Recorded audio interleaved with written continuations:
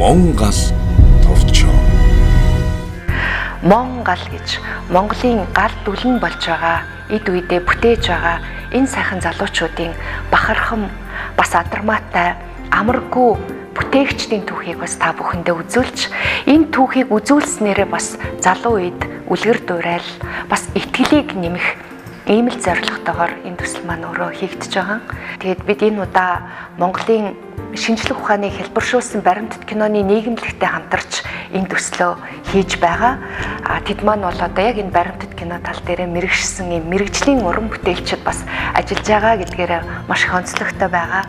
Төслийн маань зорилго гэвэл хин нэгэн хүнийг одоо баатар болгож гэдэг юм уу, хин нэгэн хүний хувь амьдралыг гэдэг юм уу, ээгээрэл санал бодлыг үзүүлнэ гэхээсээ илүүтэй энэ үзүүлж байгаа бүтээл маань таныг өөрөө өөрийгөө бодох, тэр өөрөө өөрийгөө тунгаах, магадгүй маргааш руугаа тэмүүлэх тэр тэмүүллийн одоо ихэн байгаасай, нэг шалтгаан байгаасай, таныг өөрөө өөрийнхөө тухай бодох бодлын үүс бүр нь байгаасай л гэж би төсөж байгаа.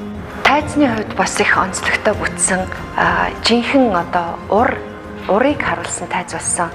Энэ тайзыг бүтээхэд 4 сая гаруй цаасан нуглаа орж энэ тайз маань бас бүтсэн. Хөгжмийн зохиолыг залуу хөгжмийн зохиолч Байдраг маань бичсэн. Энэ төсөлд зориулж 5 төрлийн хөгжмийн зохиол бичсэн.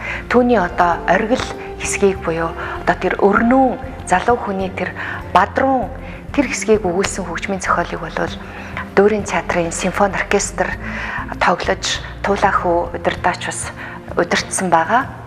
Оролцогчийн хувьд бол энэ цагийн одоо соёл урлагийг, энэ цагийн соён гэгэрлийн тэргуунд байгаа бидний үеийн гайхамшигт уран бүтээлч, төрийн сойрхолд найруулагч Намнангийн Наранбаатараар эхэлсэндээ бас туйлын баяртай байгаа.